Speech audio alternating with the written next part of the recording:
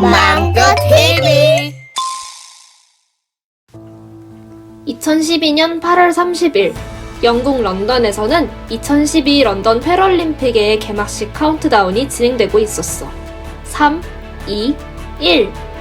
그 순간 무대 위의 모든 것들이 거대한 우산 안으로 빨려 들어갔고 캄캄한 어둠 속에서 누군가 휠체어를 타고 나타났어.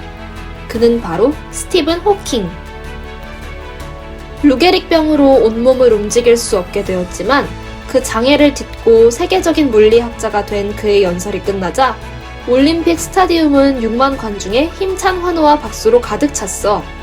인류 역사상 우주의 비밀에 가장 가까이 다가간 물리학자 스티븐 호킹 박사는 과연 무슨 말을 했을까? 우리는 모두 다 다릅니다. 하지만 우리는 모두 인간 정신을 가지고 있지요.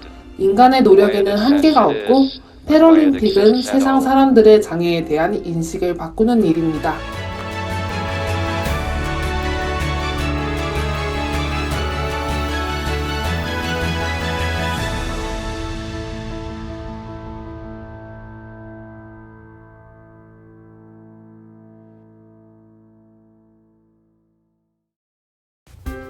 (1942년에) 영국에서 태어난 스티븐 호킹은 어렸을 때부터 몸이 약했어. 그렇지만 호기심이 많아서 언제나 밤하늘과 우주에 대해 궁금해했고 늘 우주에 관한 책들을 읽고 밤하늘을 바라보며 시간을 보내곤 했지. 호킹은 움직이는 기계들의 원리를 파악하는 걸 좋아했어. 동생의 장난감이나 시계를 분해했다가 다시 조립하기를 반복했고 한 번은 친구의 아버지가 사온 비싼 라디오를 분해했다가 망가뜨릴 뻔도 했어. 하지만 밤새 고민한 끝에 결국 다시 고쳐냈지. 친구들은 그런 호킹을 리틀 아인슈타인이라고 불렀어.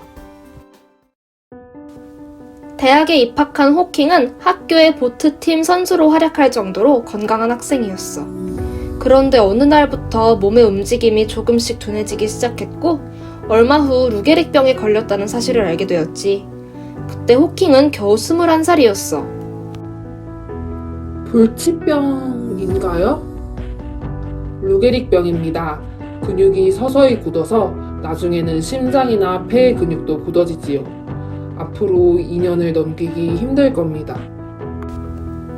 앞으로 2년밖에 살 수 없다는 의사의 말에 깊은 절망에 빠진 호킹은 한동안 아무것도 하지 않은 채 모든 것을 포기했어.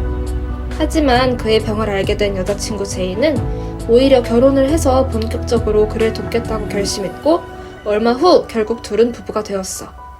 제이는 남편의 팔과 다리가 되어서 연구를 도왔고 호킹은 본격적인 과학자로서의 삶을 시작하게 돼. 1974년 호킹은 블랙홀에 관한 새로운 발견을 발표했어. 그동안 과학자들은 블랙홀이 주위의 물질을 빨아들이기만 한다고 생각했어. 하지만 호킹은 블랙홀이 주위의 에너지를 흡수만 하는 것이 아니라 밖으로 보내기도 한다고 주장했어. 밖으로 내보내는 에너지가 많아지면 블랙홀은 점점 줄어들어서 결국 사라질 수도 있다는 거지. 그 전까지는 블랙홀은 모든 걸 빨아들이기만 하면서 영원히 존재한다고 믿었는데 호킹의 발견으로 블랙홀에서 벗어날 수도 있고 심지어 블랙홀이 사라질 수도 있다는 사실이 밝혀진 거야.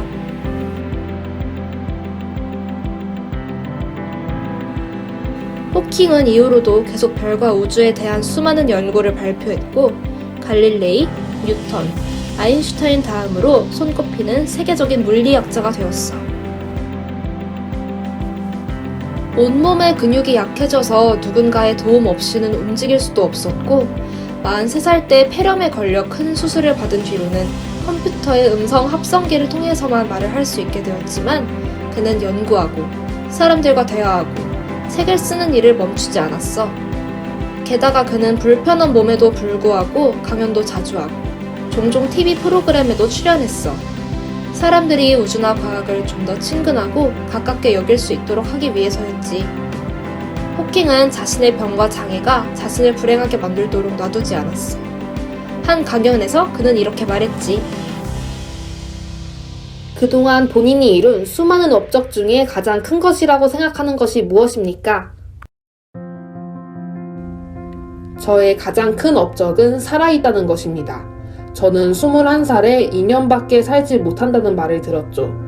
화가 나서 절망에 빠져 삶을 포기하려고도 했었지만 아직 해야 할 일, 하고 싶은 일이 많다는 걸 깨닫고는 다시 살아야겠다고 결심했습니다. 다행히 우주를 연구하는데 꼭 몸이 건강해야 하는 건 아니더군요. 호킹 박사는 자신의 병에서 벗어나려고 애쓰기보다는 자기가 하고 싶은 일을 하는 데에 온 힘과 노력을 기울였고 그 결과 병과 장애에도 불구하고 행복해질 수 있었어. 우리도 힘들고 어려운 일이 생겼을 때 그 일에만 너무 신경 쓰다 보면 오히려 진짜 해야 할 일, 하고 싶은 일을 놓칠지도 몰라.